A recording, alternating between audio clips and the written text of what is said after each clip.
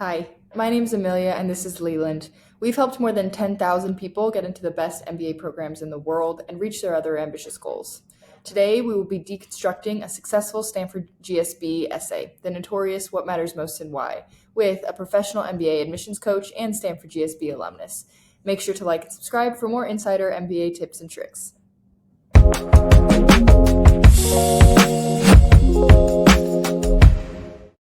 Hi, Ben. Really excited to talk about the Stanford GSB essay today. First, I would love for you to introduce yourself. Awesome. I think first things first. I'm from the Queens area in New York, Queens, Long Island. But went to WashU for undergrad. Went to McKinsey after that, and then did the mayor's office in Chicago before going to GSB.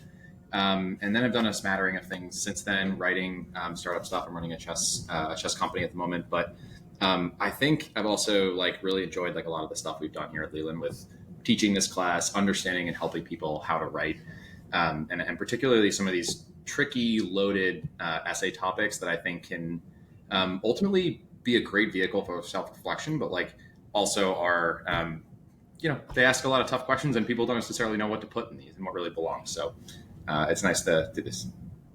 Yeah, let's dive in and deconstruct one of this essay. As you say, Stanford is kind of notorious for really challenging essay prompts. What matters most to you and why? Why Stanford? These are really hefty topics that you have to answer in a very limited amount of words.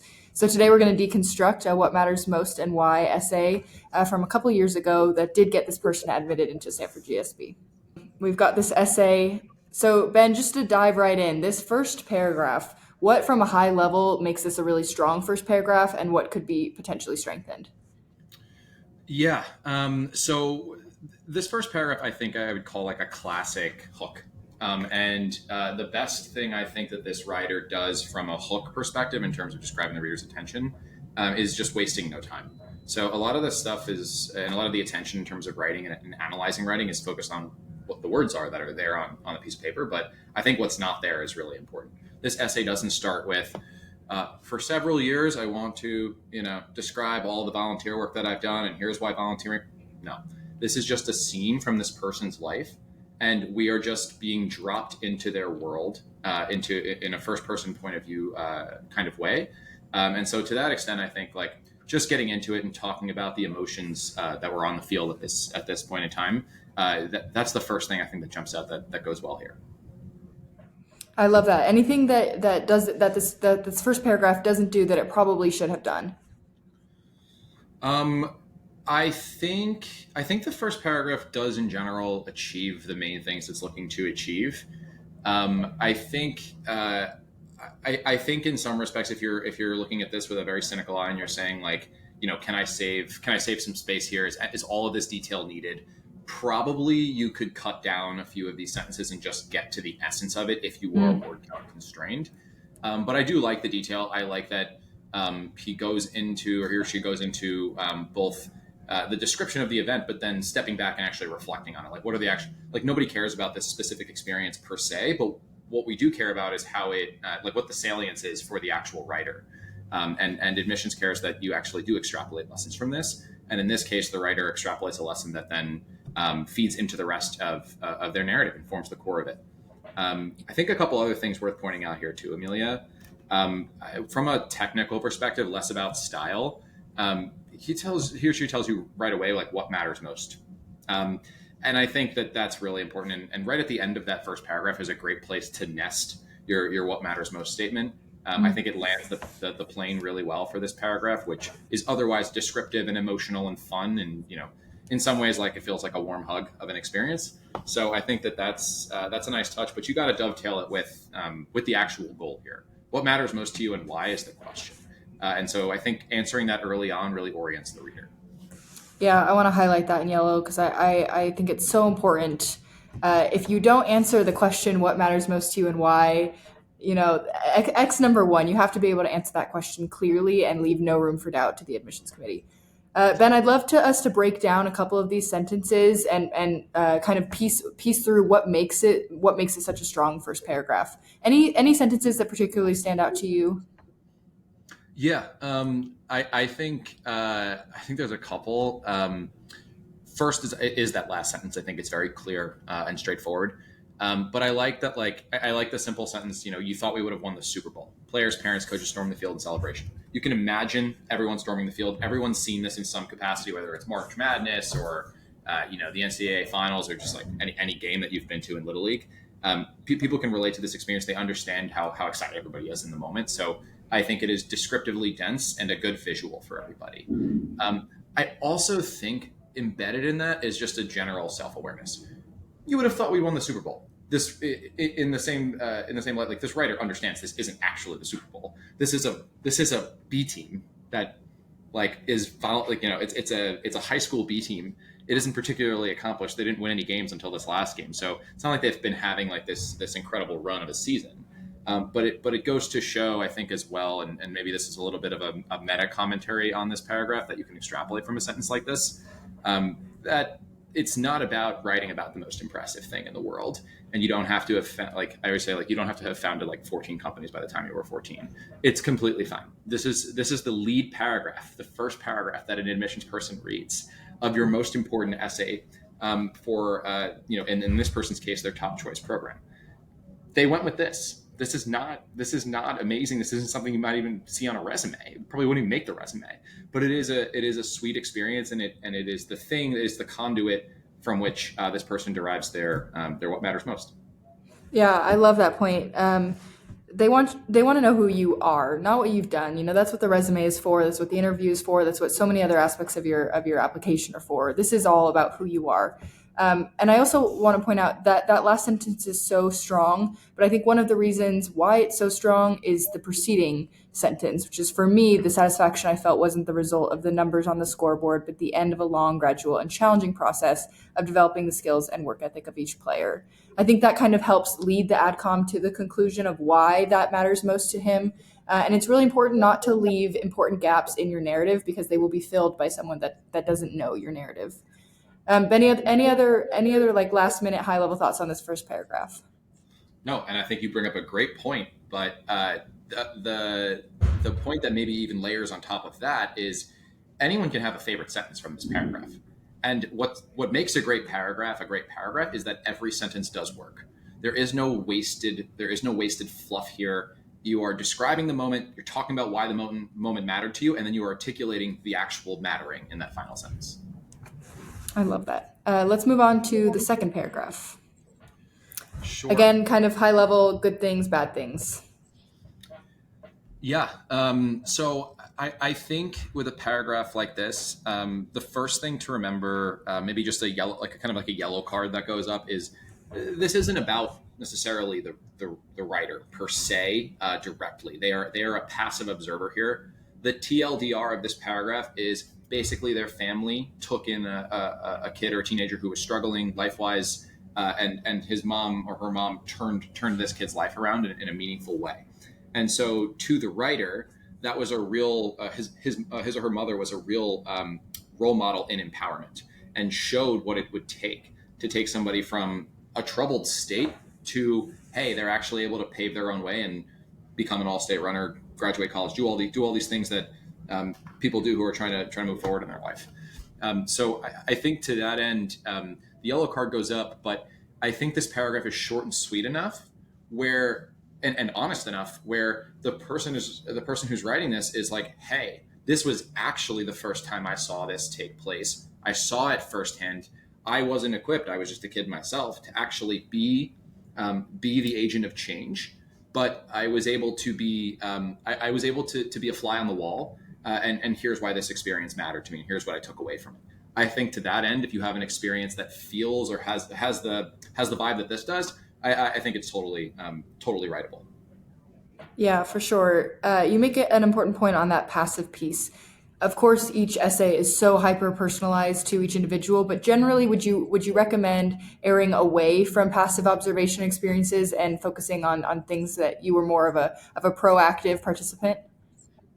I do in general, like all else equal, when nothing ever is, but to the extent that all else equal, like you should be the main character in your essay. This is what matters most to you and why. This isn't what matters most in your objective opinion or what matters most for the world. This is what matters most in your world. So to that end, I think like you should be the protagonist in most of the paragraphs that you put down on paper. Funnily enough, like I've had people write their essays about like a sibling or a parent or something like that, and they write all their paragraphs. I'm like, well, that person might be a great fit for Stanford, but we don't really have any evidence from you that you are. It is a little bit nauseating to talk about yourself throughout an essay. I think it's something we should, put out there, which is like, I don't think people oftentimes are always trying to think about how do I take these experiences of mine and package them into an essay and write about things that are like in some ways emotional and in some ways personal, but also professionally, weaving in our accomplishments. I think put all that noise aside and just try to focus on the experiences that tie together within your narrative. But I do think, Amelia, and maybe this is maybe where you want to go. Actually, where do you want to go next? Well, I want to talk a little bit about the timeline of this because I think it's a good thing to do. Generally, he starts with something that's present, that like a very significant experience that happened, somewhat recently, and then this next paragraph jumps back in time to when he kind of believed that he started to form this value. Is that a good structure that you generally see? How do you think about timeline for this essay and other kind of personal statement essays? Yeah, I think in general, most essays evolve chronologically. The reason, from a logical perspective, that I think that happens is it's hard to learn from experience A if experience B happened. It's hard to learn from an experience if another experience happened before it, and extrapolate the lessons from experience B back to experience A. That doesn't really work. You can't just like claim that you learned something at a new job and say that it applied to your old job. Like you didn't apply the learning from the new job because the second one happened after. Probably could have expressed that a little bit more clearly, but chronologically, I think is typically the way to go. But to the extent that you have an experience that, for example, this person has this football experience, if it crystallizes the concept for you, and that was the moment in time where you realized, oh man, empowering others in the process behind that is what matters most to me. Awesome. Like that can be your lead, and then you can pull back and guide your reader to an earlier or a later point in time as you see fit. That's great. Any specific sentences stand out to you in this paragraph? And like you said, it's very subjective, but anything that feels really, really strong and important? Let me think about this first paragraph. Honestly, like sometimes like a simple topic sentence and a simple final sentence do the trick for me. From a young age, I had great examples of how to bring out the best in people. Awesome. Really easy. I know, first off, there is that guidepost timeline wise for the first four words. So they let you know that we're going back. And then, hey, we're still talking about this same thing. And the goal here in human terms is, empowerment, these big words, they have a lot of connotations. We're just trying to bring out the best in people here. Puts it in really simple terms for the reader. And I think the bookend of this paragraph, my question was answered when I saw the joy on my mom. My mom felt as we watched Mary succeed. That's great. This is a great way to say something as it happened and as it was felt at the time. It's good to be honest in your reflection about where were you actually then. Don't use 2020 hindsight and like use in some ways your current brain to try to explain experiences that took place in the past. Especially if you're talking about an experience from your childhood, use your child brain. Use that, like always take your first person perspective and try to reimagine yourself going through that experience to help you re-describe it. Don't try to describe it always just from your current vantage point.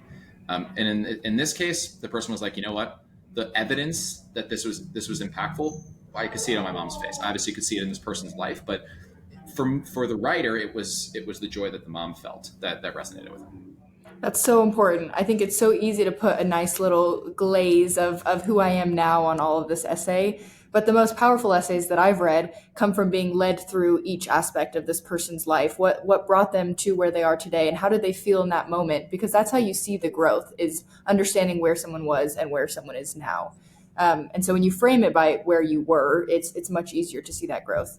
One thing that I know we talked about with that potentially would make this paragraph a little bit stronger, Ben, is it kind of jumps from this really struggling teen and wondering if it was all worth it, and then pause, cut scene. Mary went on to defy the odds, finishing high school, becoming an all-state runner, and graduating college. That feels a little bit of an abrupt transition. Would you agree? And if so, how would you maybe change that?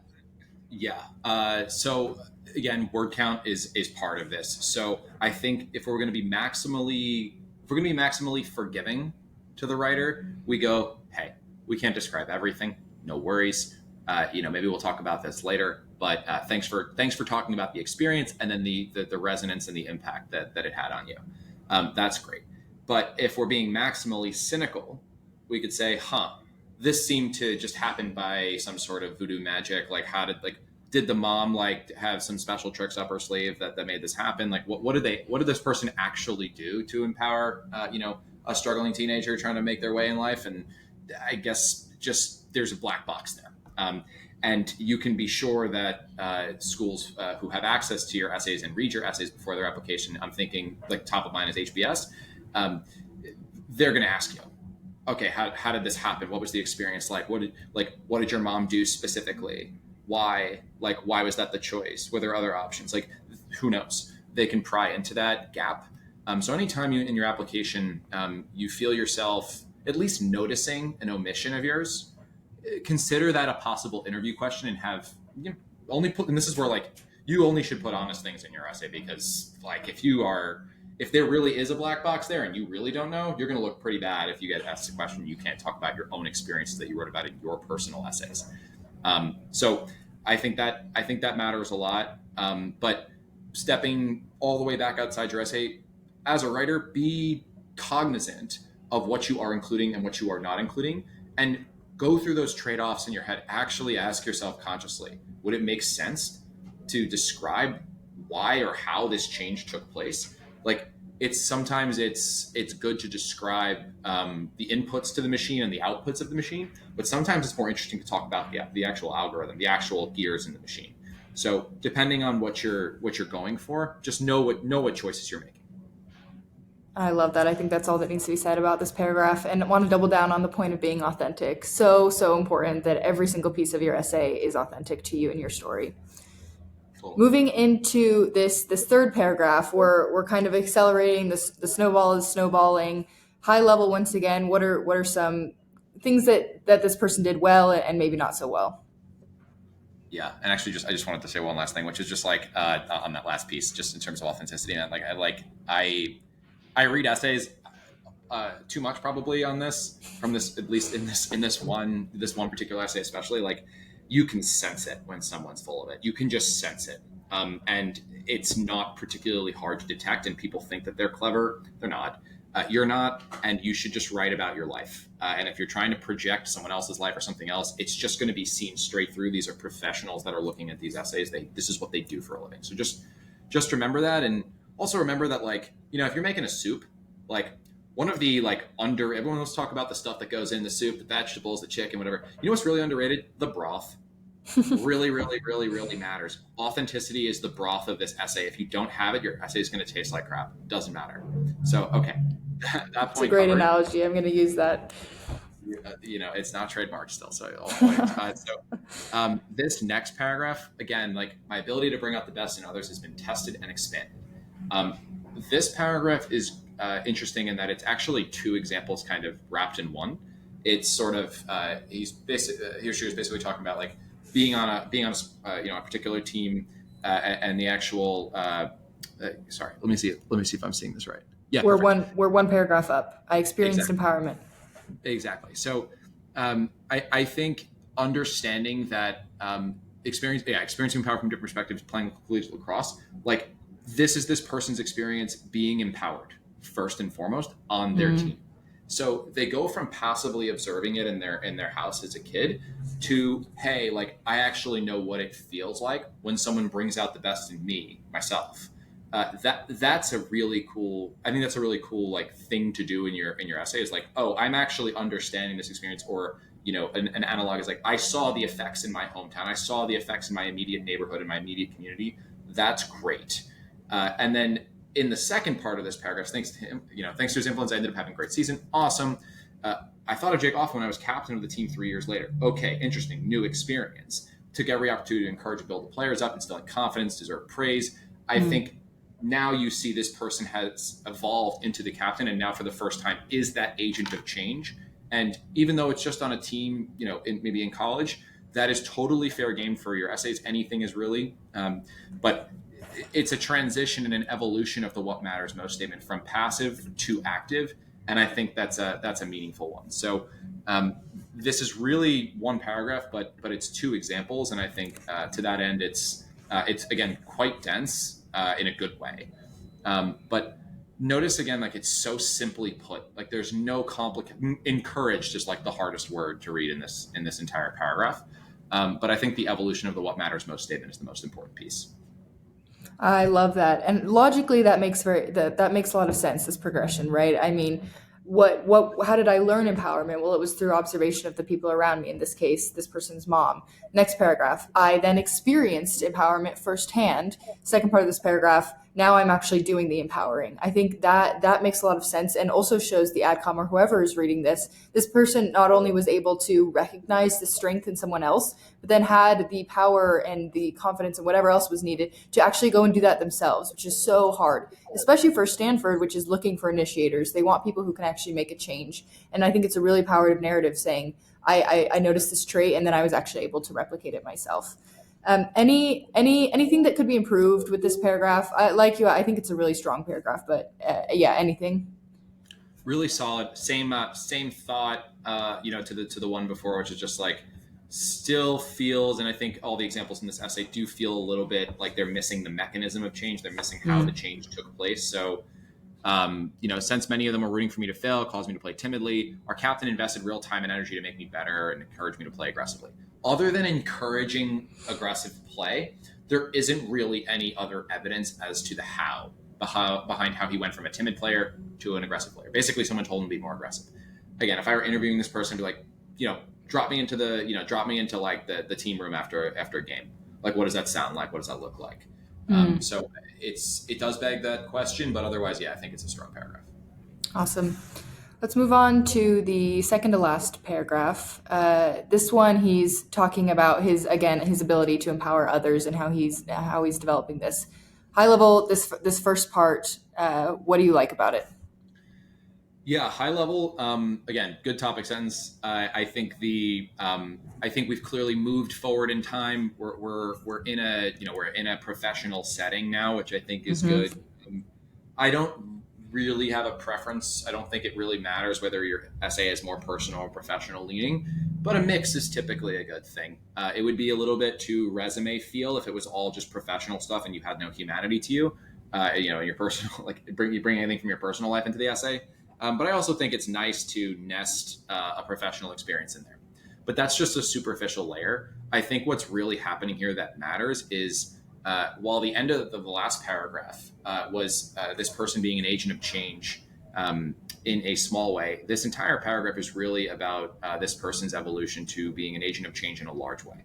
So previously it's empowering a few people on a team. Now it's empowering an organization, or at least his department or his branch of the organization. And I think that's a powerful trajectory to have for your what matters most. Again, we start with passive observer, then it's passive recipient, and then it's active agent in a small way, active agent in a large way. If you're looking for a kind of structure to mirror or emulate, this is a good one. I don't think you want to force fit your essays ever into a particular kind of structure per se, but notice how, regardless of whether the example is personal, professional, impressive, not impressive, the only real binding thread is the narrative, is the topic. It's just what matters most to this person is empowerment.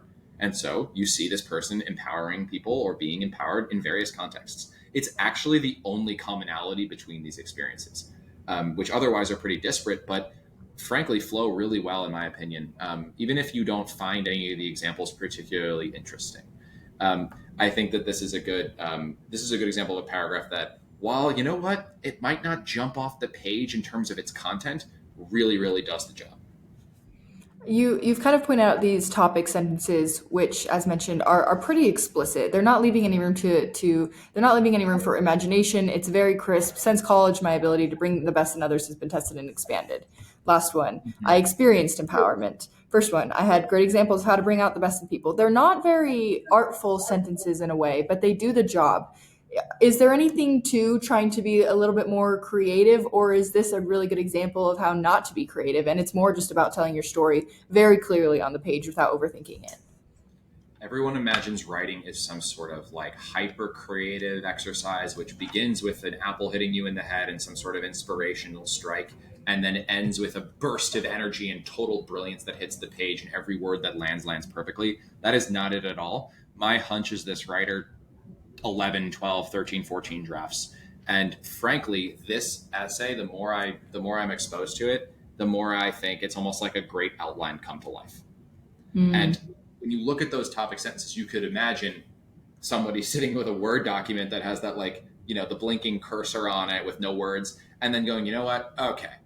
Since college, my ability to bring out the best in others has been expanded. Cool. Let me write about that one experience, or think about a couple of experiences I can brainstorm where empowerment played a big part thematically. Um, each of these topic sentences, if you're thinking about, like, man, I don't know where to start with my essay, just like write out a couple experiences and then try a few topic sentences to see like how you could orient your reader. First and foremost, your essay has to be clear. It can be creative, it can be interesting, it can be exciting, but if it's not clear, you're failing, because this essay is 650 words, and you don't have time. Like, you don't have time for a sonnet where, like, you're hoping that the person picks out your art, like your inner artistry. You do have to actually achieve some things technically, and to that end, this person is being a bit, maybe a bit heavy-handed with it. But hey, this is what this paragraph's about. I'm not gonna, I'm not writing a three. It's not a 3-line topic sentence. It's like 12 words, right? And that's great. So minimal space taken, but setting the tone and orienting the reader is a fail-safe. That's great. The one other thing I think I want to mention about this paragraph, and you've hinted at it, is this person did not solve cancer. They are not a rocket scientist. This is a very small example from a real life experience at work that he then tied into the narrative. It's that narrative piece and how well it weaves into the rest of the examples that works, and not some miraculous thing that he did. I mean, this isn't $1 billion deal. It's nothing extreme, but it illustrates the point and it shows what he personally did to make a change, which is what's important here. Totally. Ben, any other thoughts on this paragraph? Yeah. And totally to what you just said. I've read essays on everything from, like, what matters most to me is a home cooked meal. Like, that's not at first glance something you would think should belong in a business school essay, but it actually can very much answer the question.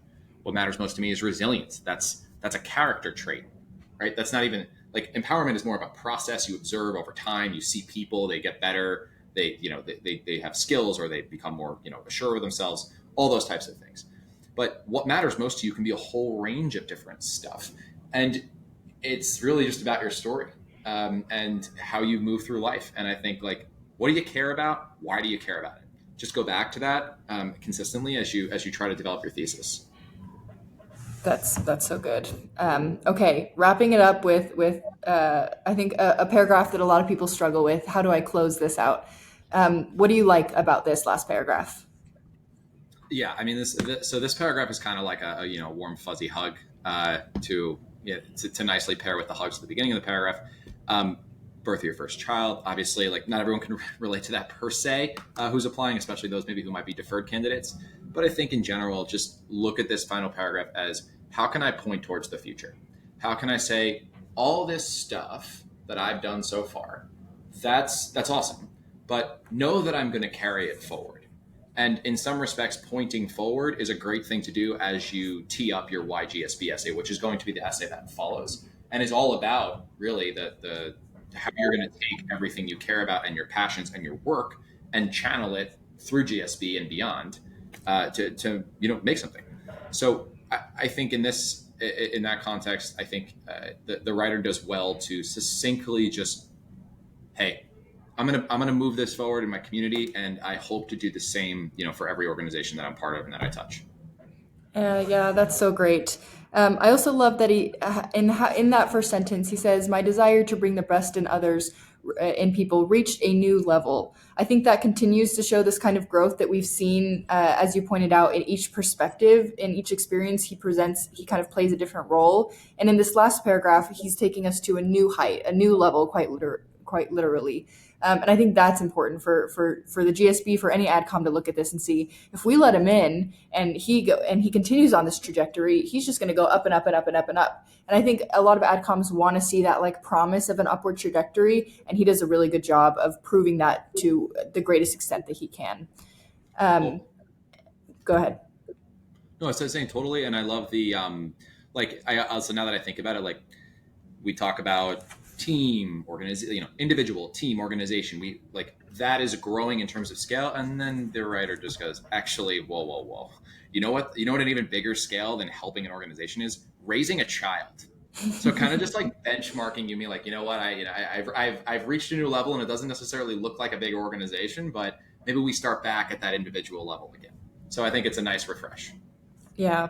Anything that could have made this last paragraph stronger? It's hard to say because you just don't know this whole person's existence in life. I think maybe like if you hint at the type of work specifically that you want to do for the world and like focus the lens a little bit. I think in any organization I join, bringing out the best in others means bringing out the best in myself, and that's adorable and cute and nice, like good vibes only, right, in this final paragraph. But I would say like I would probably still be asking the question like, is this person at all restricted functionally? Do they have a focus area, or do they just love empowerment in general? And that really brings me to, I think, what is maybe the single biggest weakness of the essay. It's not that I don't think it's weak overall, but the biggest weakness of the essay is, I would say, that empowerment now, especially, is a theme that is just broad. And I think I've seen way too many folks writing about empowerment these days. Empowerment how? Empowerment for whom? Empowerment in what way? The process of empowerment still punts the question back. What kind of process? What are the nuances of your process? Why is your process better than other processes? What process have you seen fail? What have you seen succeed? Why? I kind of want a little bit more insight into like the actual what matters most statement in terms of its focus area. I've actually read and worked on essays with folks who've also gotten into GSB and some other programs where they really cared about something like empowerment or an analog to empowerment, but we pushed to go one or two levels deeper. Empowerment in a specific way for a specific population, things like that at the very least. You just don't want to be lumped into a pile of essays that are all on the same theme. And frankly, everybody that applies to GSB is going to apply with some kind of good-hearted thing in mind. It's not like you're applying and you're like, it's time to scale fracking so that we accelerate global warming and make sure. That's not the MO of Stanford. At least you could do that. Your odds are really few and far between. So just know that everybody's applying with some well-meaning thing, and if like becoming a better person or like improving the world is like as deep as you're not going deep enough. If your umbrella can catch every raindrop, your umbrella's too big and it's gonna be really hard to carry. That's amazing. I love that. I feel a lot more clarity about that essay. Want to give you the space based on that essay, based on everything that we just looked at. What are some general rules of thumb for making a really strong what matters most essay, and what is like the number one or two common mistakes that you'll see? Yeah. I think first off, waiting. So from a systematic level, like if you wait too long, I feel like I've broken record saying this, but like if you wait too long to start writing your essays, they're not going to get deep enough. Back to the food stuff. The analogy I always use is like some recipes say, let's sit for 45 minutes. Allow the sauce to like marinate. Things take time to gel, and ideas work the same way. So if you write if you believe you have 15 hours of total effort of work that's going to go into making this what matters most essay great, let's say it was 15 hours. If you put those 15 hours in a 15-day window, it's not going to be as good as if those 15 hours were spread across 3 months. And the reason for that is you're thinking, you're reflecting, you're looking at your ideas with a critical eye each time. You're not trying to cram work into a set period because you believe it's just about volume of work. So the people that start early, I think stand out because each draft is just such a higher level of quality. It's not rushed. I'm not as an editor or somebody who helps you, guide through your essays. I'm not like pointing out spelling and grammar mistakes. I'm not like showing you that these paragraphs are completely disconnected and why. Your ideas are maturing. Your what matters most is evolving. So time and space are so important when you're trying to put these essays together, and frankly, your applications in general. Other stuff though on the what matters most essay, some simple stuff you can do. Talk to family, talk to friends. There's stuff also on Leland Plus, and this is the boot camp that I ran last month as well. Like just like good, like really good exercises, the human test, which is a great video, and the shapes of stories from Kurt Vonnegut, I think is also great.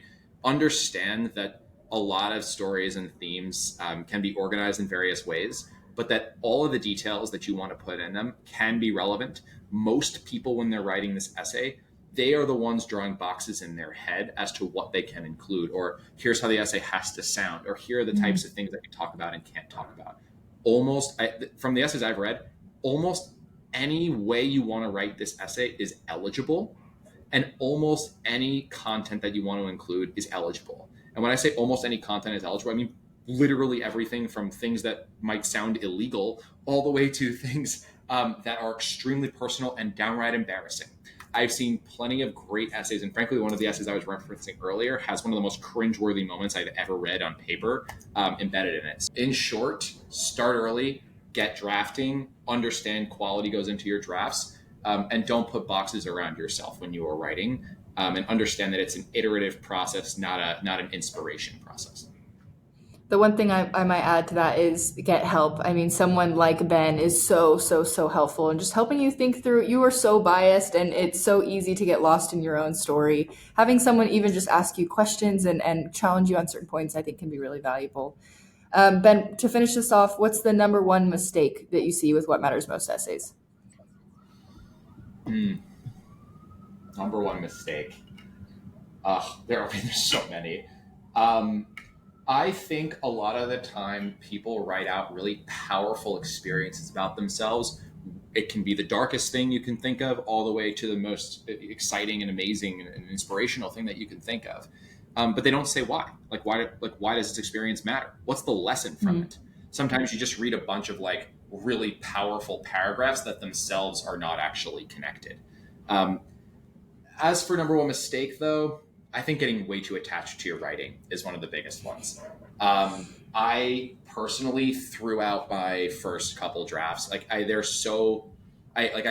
think I've said this in other contexts, but I think they were so bad that I think I deleted them. I think I deleted them from my drive. I was ashamed at what I wrote, because it felt like a resume explosion on paper crossed with some personal stuff, and none of it was coherent.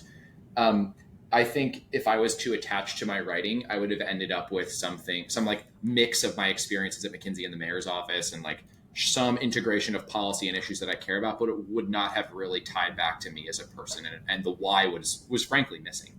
A lot of good what's, a lot of good content can be put on paper, but if you do not have those simple, even those, at least it doesn't have to be in the same way that this previous writer did it in this essay, but if you don't have hey, my goal here is to bring out the best in people, here's how that happened. If it's not clear and it's not tied together, and it's just a bunch of content you got really attached to and you want to include, you're doomed. You're doomed from the beginning. You don't have to stay in that state. And again, this is where coaches help too, but also family, friends, get other people to look at your, get other people to look at your essay too. That can help alongside a professional. I think it's a good mix. Yeah, I love that. It ties so well into your earlier point that your essay can do so much. It can inspire, it can be heartbreaking, it can be funny, but it has to be clear. And if it's not clear, then none of the others matter. Ben, thank you so much for talking to me today and going through this essay. I'm sure we'll see more of you on Leland. You can also work with Ben on your own essay edits. His link will be in the description of this video. Thanks so much, Ben.